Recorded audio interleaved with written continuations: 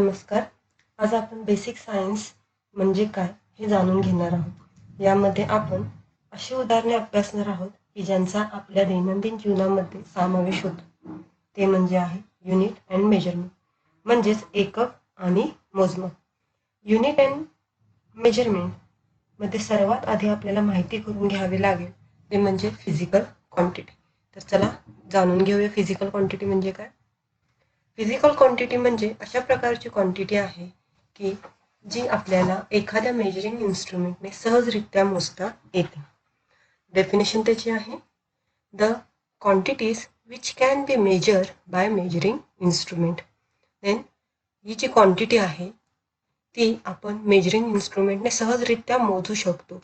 त्याला आपण म्हणतो फिजिकल क्वांटिटी. देन याचे एक्झाम्पल्स आपण पाहणार आहोत. लेंथ म्हणजे लांबी आपण मीटर स्केलने सहजरित्या मोजू शकतो.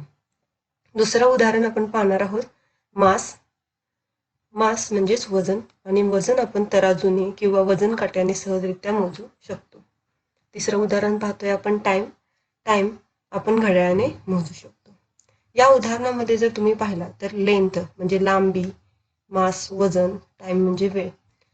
तर लांबी, वजन, वेळ या तिन्ही सुद्धा गोष्टी ज्या आहेत त्या झाल्या फिजिकल क्वांटिटी.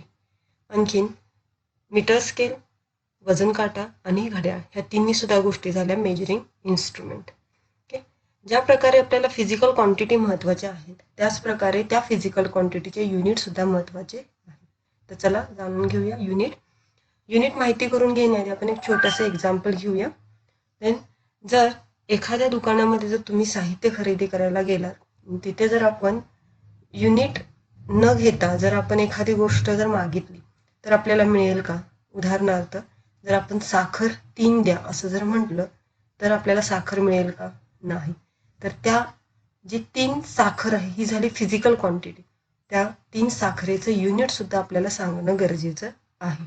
म्हणूनच ज्या प्रकारे फिजिकल क्वांटिटी महत्त्वाची आहे त्याच प्रकारे युनिट सुद्धा महत्त्वाचं आहे. चला युनिट आपण शिकूया पुढे. त्याचे definition the standard measurement of physical quantity is called the unit of that quantity. म्हणजे एखाद्या क्वांटिटीचं स्टँडर्डनेसमध्ये जर मोजमाप जर आपण करत असू तर त्याला त्याचं युनिट असं म्हणतो. म्हणजेच आपण मगाशीच घेतलेल्या उदाहरणाप्रमाणे 3 साखर ही झाली फिजिकल क्वांटिटी आणि त्याला जे आपण स्टँडर्डनेसमध्ये मोजतो ते झालं त्याचं युनिट म्हणजेच किलोग्रॅम. तर चला त्याचे उदाहरण सुद्धा आपण पाहूया पुढे. अगदी सोपी उदाहरणे आहेत. लेंथ, मास, टाइम.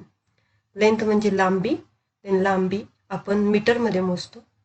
मास वजन ते आपण किलोग्रॅममध्ये मोजतो आणि टाइम म्हणजेच वेळ आपण सेकंडमध्ये मोजतो.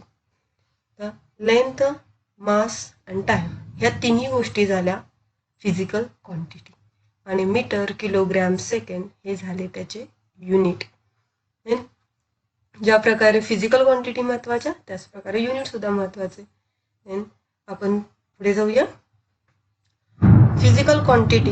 फिजिकल क्वांटिटीचे 2 प्रकार आहेत. त्यातला पहिला प्रकार आपण सांगतोय फंडामेंटल क्वांटिटी आणि दुसरा आहे डिराइव्हड क्वांटिटी. तर चला आपण त्यातला पहिला प्रकार जाणून घेऊया. फंडामेंटल क्वांटिटी म्हणजे काय हे आधी त्याची डेफिनेशन घेऊया आणि पुन्हा आपण एक्सप्लेन करूया.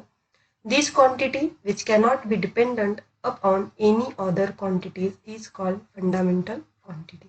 म्हणजेच काय ते बाळांनो, these quantities म्हणजे अशा क्वांटिटी की त्या नॉट डिपेंडंट म्हणजे दुसऱ्यावर डिपेंडंट नाहीत त्याला काय म्हणतो आपण फंडामेंटल क्वांटिटी.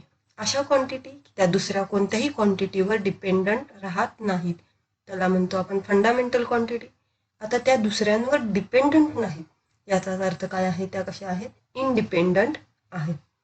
त्याचे फंडामेंटल क्वांटिटीचे 7 बेसिक आणि स्टँडर्ड फंडामेंटल क्वांटिटीज आहेत ते आपण माहिती करून घेणार आहोत. There are the 7 basic fundamental quantities. पहिली आपण घेतोय लेंथ म्हणजे लांबीचं एसआय युनिट आहे मीटर आणि सिम्बॉल आहे एम. मास म्हणजेच वजन आपण मोजतो किलोग्रॅममध्ये आणि सिम्बॉल आहे केजी. टाइम म्हणजे वेळ आपण सेकंडमध्ये मोजतो आणि सिम्बॉल आहे यस. टेम्परेचर म्हणजेच तापमान आपण केल्विनमध्ये मोजतो, सिम्बॉल आहे के. करंट, करंट म्हणजे विद्युतधारा आपण ॲम्पियरमध्ये मोजतो, सिम्बॉल आहे ए. ल्युमिनेस इंटेन्सिटी आपण कॅन्डेलामध्ये मोजतो आणि सी डी. ल्युमिनेस इंटेन्सिटी म्हणजे आपण बल्बची जशी इंटेन्सिटी म्हणतो म्हणजे तीव्रता, म्हणजेच ल्युमिनेस इंटेन्सिटी झाली. अमाऊंट ऑफ सबस्टन्स तुम्हाला रसायनशास्त्रामध्ये उपयोगी पडतं. Amount of substance S I unit आहे मोल आणि सिम्बॉल आहे MOL. तर या 7 फंडामेंटल क्वांटिटीज तुमच्या लक्षात आल्याच असतील. त्याचप्रकारे फंडामेंटल क्वांटिटीचे आणखीन 2 फंडामेंटल क्वांटिटी सुद्धा आहेत आणि त्या ज्या 2 फंडामेंटल क्वांटिटी आहेत त्या फंडामेंटल क्वांटिटींना सप्लिमेंटरी क्वांटिटी असं म्हटलं जातं. ह्या ज्या सप्लिमेंटरी क्वांटिटी आहेत त्यातली पहिली क्वांटिटी आहे प्लेन अँगल. प्लेन अँगल म्हणजे जर तुम्ही एखादं सर्कल जर पाहिला म्हणजे असं रिंग, तर त्याला फक्त सर्क्युलर पार्ट दिसतो. हा जो सर्क्युलर पार्ट आहे त्या पार्टमध्ये तुम्हाला प्लेन अँगल मिळू शकतो. देन त्याचं जे SI युनिट आहे ते रॅडियन आणि सिम्बॉल आहे RAD. दुसरी जी क्वांटिटी आहे ती आहे सॉलिड अँगल. सॉलिड अँगलचा SI युनिट आहे स्टेरेडियन आणि सिम्बॉल आहे SR. जो सॉलिड अँगल आहे तो तुम्हाला एखाद्या भरीव गोळ्यामध्ये तुम्हाला भेटून जाईल. देन जे प्लेन अँगल आहेत ते नेहमी 2 डायमेन्शनल असतात आणि सॉलिड अँगल जे आहे ते नेहमी 3 डायमेन्शनल असतात. अशा प्रकारे आपण 7 स्टँडर्ड फंडामेंटल क्वांटिटी पाहिल्या आणि 2 सप्लिमेंटरी पाहिल्या. म्हणजे फंडामेंटल क्वांटिटी ह्या पूर्णपणे 9 आहेत. या 9 फंडामेंटल क्वांटिटी जर सोडल्या तर बाकी सर्व क्वांटिटी डिराइव्डमध्ये जातात. तर चला डिराइव्ड क्वांटिटीज काय आहेत ते माहिती करून घेऊया. पुढचा पॉईंट आपण घेतोय डिराइव्ड क्वांटिटी. तर डिराइव्ड क्वांटिटीची डेफिनेशन पाहणार आहोत आपण. These quantities are dependent upon any other fundamental quantities is called derived quantity.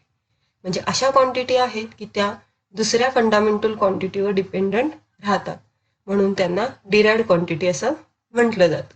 आता या ज्या डिराइव्ड क्वांटिटी ज्या आहेत त्या स्वतःच्या कन्व्हिनियन्ससाठी तयार केलेल्या आहेत. म्हणजे स्वतः तयार केलेल्या आहेत म्हणून त्यांना डिराइव्ड क्वांटिटी सुद्धा म्हटलं जातं. देन ह्या ज्या क्वांटिटी आपण फंडामेंटल क्वांटिटी पाहिल्या त्या कशा होत्या इंडिपेंडंट आणि डिराइव्ड क्वांटिटी कशा आहेत डिपेंडंट आहेत. तर एक आपण सोपं उदाहरण घेऊया त्याचं. Area is equal to length into breadth. म्हणजे आता इथं जर लेंथ जर आपण पाहिलं तर लेंथ काय आली फंडामेंटल क्वांटिटी. ब्रेड्थ म्हणजे सुद्धा एक प्रकारची काय आहे लांबीच आहे. देन लांबी गुणिले लांबी 2 लांबी आल्या इथं म्हणून इथली लेंथ पहिली लेंथ आहे फंडामेंटल क्वांटिटी. त्याचप्रकारे दुसरी लांबी सुद्धा काय आहे फंडामेंटल क्वांटिटी. म्हणजे इथं 2 फंडामेंटल क्वांटिटी आल्या म्हणून हा जो एरिया आहे हा झाला डिराइव्ड क्वांटिटी. म्हणूनच आपण एरियाला काय म्हणणार आहोत डिराइव्ड क्वांटिटी असं म्हणणार आहोत. त्याचप्रमाणे आणखीन आपण डिराइव्ड क्वांटिटीचे थोडे एक्झाम्पल्स म्हणजे उदाहरण पाहूया. वेलॉसिटी म्हणजेच गती. Then velocity is equal to displacement upon time. इथे सुद्धा आपण जर पाहिलं तर डिस्प्लेसमेंट आणि टाइम अशा 2 क्वांटिटी येतात म्हणून वेलॉसिटी काय झाली डिराइव्ड क्वांटिटी. पुढे पाहतोय आपण momentum. Momentum is equal to mass into velocity. इथे सुद्धा 2 क्वांटिटी येतात म्हणून मोमेंटम सुद्धा झाला derived quantity. Force. Then force is equal to mass into acceleration. इथे सुद्धा 2 क्वांटिटी येत आहेत म्हणून फोर्स सुद्धा डिराइव्ड क्वांटिटी आहे. Work is equal to force into displacement. Then force आणि डिस्प्लेसमेंट अशा 2 क्वांटिटी आल्या म्हणून वर्क सुद्धा झाला derived quantity. Then density is equal to mass upon volume. इथे सुद्धा 2 क्वांटिटी येत आहेत म्हणून डेन्सिटी सुद्धा डिराइव्ड क्वांटिटीमध्ये म्हटली जाते. आता इथे आपण जेवढे एक्झाम्पल्स दिले तेवढेच डिराइव्ड क्वांटिटी येत नाही. तर आपण सांगितल्याप्रमाणे जर 9 फंडामेंटल क्वांटिटी जर सोडल्या तर बाकी सर्व क्वांटिटी ह्या डिराइव्डमध्ये सांगितल्या जातात. तर चला आजचे फंडामेंटल क्वांटिटी आणि डिराइव्ड क्वांटिटी तुम्हाला चांगली समजली असेलच.